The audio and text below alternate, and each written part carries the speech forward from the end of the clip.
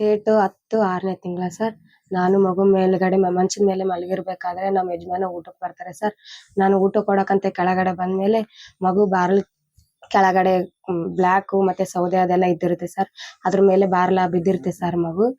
ಆಮೇಲೆ ನಾವು ಗಾಬರಿಯಿಂದ ಬಂದ್ಬಿಟ್ಟು ಮಗುನ ಎತ್ಕೊಂಡ್ಬಿಟ್ಟು ಈಸ್ಪೆಂಟ್ ಹಾಸ್ಪಿಟ್ಲಿಗೆ ಹೋಗ್ತೀವಿ ಸರ್. ಅಲ್ಲಿ ಹೋದ್ಮೇಲೆ ಮಗುನ ಒಳಗಡೆ ತಗೊಂಡ್ ನಮ್ನೆಲ್ಲ ಆಚೆ ಕರೆಸ್ತಾರೆ ಸರ್. ಇದು ಮೆಡಿಸನ್ ತಗೊಂಡ್ ಬನ್ನಿ ಅಂತ ಕಳಿಸ್ತಾರೆ ಸರ್ ನಮ್ಮನ್ನ. ನಮ್ ಯಜಮಾನ್ರು ಮೆಡಿಸನ್ ತರಕ್ ಹೋಗ್ತಾರೆ ಸರ್.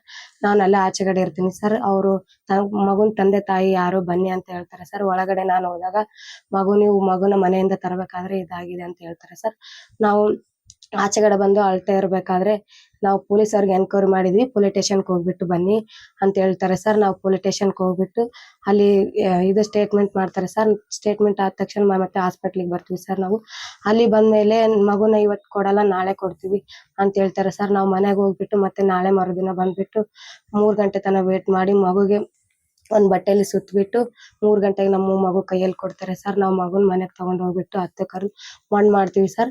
ಆಮೇಲೆ ಮರುದಿನ ಮತ್ತೆ ಪೊಲೀಸ್ ಸ್ಟೇಷನ್ಗೆ ಬರ್ಬೇಕು ಅಂತಾರೆ ಸರ್. ನಾವು ಪೊಲೀಸ್ ಸ್ಟೇಷನ್ಗೆ ಹೋದಾಗ ಅವ್ರು ಎನ್ಕ್ವೈರಿ ಮಾಡ್ತಾರೆ ಸರ್. ಮತ್ತೆ ನಮ್ಮನ್ನ ಎನ್ಕ್ವೈರಿ ಮಾಡ್ಬಿಟ್ಟು ಆಯ್ತು ಹೋಗಿ ಮತ್ತೆ ನಾವು ಕರೆದಾಗ ಬನ್ನಿ ಅಂತ ಮನೆಗೆ ಕಳಿಸ್ತಾರೆ ಸರ್. ನಾವು ಊರಿಗೆ ಹೋಗ್ತೀವಿ ಅಂದ್ರೆ ಊರಿಗೆ ಹೋಗಿ ಅಂತ ಹೇಳ್ಬಿಡ್ತಾರೆ ಸರ್. ನಾವು ಊರಿಗೆ ಬಂದ್ಬಿಟ್ಟು ಊರಿಗೆ ಹೋದ್ವಿ ಸರ್. ಅಲ್ಲಿ ಏನು ಕಾರ್ಯನೇ ನಾವು ಮಾಡ್ಲಿಲ್ಲ ಸರ್. ಮತ್ತೆ ಮೇಲೆ ಫೋನ್ ಮಾಡ್ತಿದ್ರು ಸರ್, ಬನ್ನಿ ನೀವು ಅರ್ಜೆಂಟ್ ಆಗಿ ಸ್ಟೇಷನ್ಕ್ ಅಂತ. ನಾವು ಯಾವ್ದು ಕಾರ್ಯನೇ ಮಾಡ್ಲಾರ್ದ ಹಂಗೆ ಮತ್ತೆ ಬಂದ್ವಿ ಸರ್. ಬಂದ್ಮೇಲೆ 3 ದಿನ ಅಲ್ಲಿ ಸ್ಟೇಷನ್ಗೆ ಬನ್ನಿ ಅಂತಾರೆ ಸರ್, ವೇಟ್ ಮಾಡಿಸ್ತಾರೆ. ಸ್ಟೇಷನ್ಗೆ ಬನ್ನಿ ಅಂತಾರೆ, ವೇಟ್ ಮಾಡಿಸ್ತಾರೆ. 3 ದಿನ ಇದೇ ತರ ವೇಟ್ ಮಾಡಿಸಿದ್ರು ಸರ್. ಅವರು ನಾವು ವಕೀಲ್ನ ಮತ್ತೆ ನಾಗೇಶ್ ಸಾರ ಬಂದಿದ್ರು ಸರ್. ಅವ್ರನ್ನೇನು ಕರ್ಕೊಂಡ್ ಬಂದಿದ್ರೆ ನಾವೇ ಇಲ್ಲೇ ಕ್ಲಿಯರ್ ಮಾಡ್ಬಿಟ್ಟು ಕೊಡ್ತಿದ್ವಿ ಅಂತಂದ್ರು ಸರ್. ಅಂದ್ರು ಕೂಡ ನಮ್ಗೆ ಭಯ ಆಗಿತ್ತು ಅಂತ ಅಂದ್ಬಿಟ್ಟು ನಾವು ಕರೆಸಿದ್ವಿ ಅಂತ ಅಂದ್ವಿ ಸರ್. ಆಮೇಲೆ 3 ದಿನ ವೇಟ್ ಮಾಡಿದ್ಮೇಲೆ ಮರುದಿನ ಮತ್ತೆ ಸೋಮವಾರ ಸರ್ ಒಳಗಡೆ ನಮ್ಮ ಮೈದ್ನನು ಬರ್ಬೇಕಂತ ಹೇಳಿದ್ರು ಸರ್. ನಮ್ಮ ಮೈದ್ನ, ನಾನು, ನಮ್ಮ ಯಜಮಾನ್ರು 3 ಜನ ಹೋದ್ವಿ ಸರ್. ಮೇಲ್ಗಡೆ ಕರ್ಕೊಂಡ್ ಹೋದ್ರು ಸರ್. ಅಲ್ಲಿ ಹೋಗ್ಬಿಟ್ಮೇಲೆ ಆಯ್ತು ಮತ್ತೆ ಒಂದ್ಸಾರಿ ಕೇಳಿದ್ರು ಸರ್. ಕೇಳಿದ್ರು ಕೂಡ ನಾವಿಲ್ಲ, ಅದೇ ಮಂಚದ ಮೇಲೆ ಬಿದ್ದಿದೆ, ನಾವು ಎಷ್ಟು ಸತಿ ಹೇಳಿದ್ರು ಕೇಳ್ತಿಲ್ಲ ಅಂದ್ಬಿಟ್ಟು ಮಾಡಿದ್ವಿ ಸರ್. ಆಮೇಲೆ ಮತ್ತೆ ಹೊಡಿಯಕ್ ಸ್ಟಾರ್ಟ್ ಮಾಡಿದ್ರು ಸರ್. ಫಸ್ಟ್ ನನ್ನ ಹೆಣ್ಮಗಳು ಸರ್ ಎಲ್ಲ ಬಳೆ ಎಲ್ಲ ಒಡಾಕ್ಬಿಟ್ಟು ಕಾಲುಂಗ್ರ ಎಲ್ಲ ಬಿಚ್ಬಿಟ್ಟು ನನ್ ಕೆಳಗ್ ಕಡೆ ಕರ್ಕೊಂಡ್ ಬರ್ತಾರೆ ಸರ್. ಕೆಳಗಡೆ ಕರ್ಕೊಂಡ್ ಬಂದ್ಮೇಲೆ ಅವ್ನಿಗೆ ಹೋಗಷ್ಟಕ್ಕೆ ನಮ್ಮ ಯಜಮಾನ್ರು ಬಟ್ಟೆ ಎಲ್ಲ ಬಿಚ್ಬಿಟ್ಟು ಇದ್ ಮಾಡಿರ್ತಾರೆ ಸರ್. ಆಮೇಲೆ ನಾನು ಹೋದ್ಮೇಲೆ ನನ್ನ ಒಳಗಡೆ ಕರೆದು ನನ್ನ ಫಸ್ಟ್ ಹೊಡಿತಾರೆ ಸರ್. ಇಬ್ರು ಕೈ ಹಿಡ್ಕೊಂಡಿರ್ತಾರೆ, ಇಬ್ರು ಕಾಲ್ ಮೇಲೆ ನಿಂತಿರ್ತಾರೆ. ಆಮೇಲೆ ಒಬ್ರು ಹೊಡಿತಾ ಇರ್ತಾರೆ ಸರ್. ಆಮೇಲೆ ನನ್ನ ಹೊಡೆದ್ಮೇಲೆ ನಮ್ಮ ಯಜಮಾನ್ ಹೊಡಿತಾರೆ ಸರ್. ಆಮೇಲೆ ನಮ್ಮ ಯಜಮಾನ್ ಹೊಡೆದ್ಮೇಲೆ ನಮ್ಮ ಮೈದನ್ ಕರೀತಾರೆ ಸರ್. ಅವ್ರಿಗೂ ಕೂಡ ಹೊಡಿತಾರೆ ಸರ್.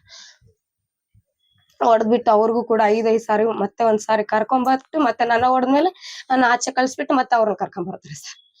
2-3 ಸಾರಿ ಹಿಂಗೆ ಮತ್ತೆ ಕಣ್ಣಲ್ಲಿ ಕಣ್ ತೆರೆದ್ಬಿಟ್ಟು ಖಾರ ಪುಡಿ ಸರ್, ಖಾರ ಪುಡಿ ಹಾಕಿಬಿಟ್ಟು ಹೊಡಿತಾರೆ ಸರ್. ನಮ್ಮ ಯಜಮಾನ್ಗಿದ್ರೆ ಮೆಣಸಿನ್ಕಾಯಿ ಮಿಕ್ಚರ್ಗೆ ಹಾಕ್ಬಿಟ್ಟು ಹಸಿ ಮೆಣಸಿನ್ಕಾಯಿ ಮೈಯೆಲ್ಲ ಹಚ್ಬಿಟ್ಟು ಹೊಡಿತಾರೆ ಸರ್, ಬಟ್ಟೆ ಬಿಚ್ಬಿಟ್ಟು.